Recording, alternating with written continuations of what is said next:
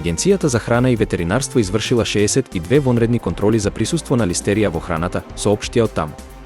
Контролите биле спроведени кај операторите со храна кои произведуваат, увезуваат или дистрибуираат вакви производи, како и во малопродажбата и угостителските објекти. Од направените контроли, земени се 98 примероци за лабораториско испитување, од кои сите биле анализирани за присуство на бактеријата. Од Агенцијата за храна и ветеринарство информираат дека не се утврдени неусогласености во испитувањата, а контролните активности ќе продолжат и во наредниот период.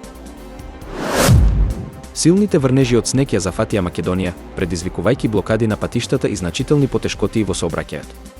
Многу региони се погодени од снежната покривка, а екипите за зимско одржување се на терен за расчистување и обезбедување на проодност. Според надлежните, воведени се привремени ограничувања за движење на тежок товарен сообраќај на неколку критични делници. Граѓаните се повикуваат да бидат внимателни, да користат зимска опрема и да се информираат за состојбата на патиштата пред да тргнат на пат. Силниот ветер со брзина од 120 км на час предизвика хаос во Сплит, уривајќи дрвја, канделабри и предизвикувајќи материјална штета. Екипите на службите за итни интервенции се на терен, работат на отстранување на последиците и расчистување на улиците.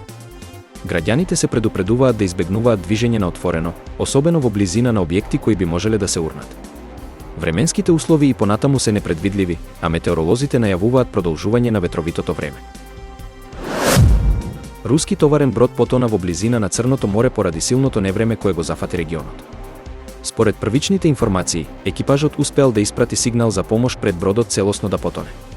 Спасувачките операции се во тек, а дел од членовите на екипажот се веќе евакуирани. Лошите временски услови го отежнуваат спасувањето, но надлежните служби продолжуваат со напорите за лоцирање на сите исчезнати лица. Гренланд ја отфрли идејата на Доналд Трамп за потенцијална купопродажба, нагласувајќи дека островот не е на продажба. Изјавата дојде како одговор на наводите дека поранешниот американски претседател изразил интерес за купување на оваа автономна територија под суверенитет на Данска. Владата на Гренланд потенцира дека островот е посветен на развојот на својата економија и зачувување на природните ресурси, но не планира да го продаде својот суверенитет. Официјално Копенхаген исто така ја отфрли идејата, нарекувајќи ја апсурдна. Во експлозија што се случи во фабрика во Турција, најмалку 12 лица загинаа, а неколку други се повредени.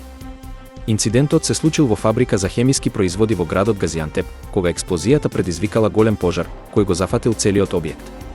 Службите за итни интервенции и пожарникарите веднаш пристигнале на местото на несреќата и започнале со спасувачки операции.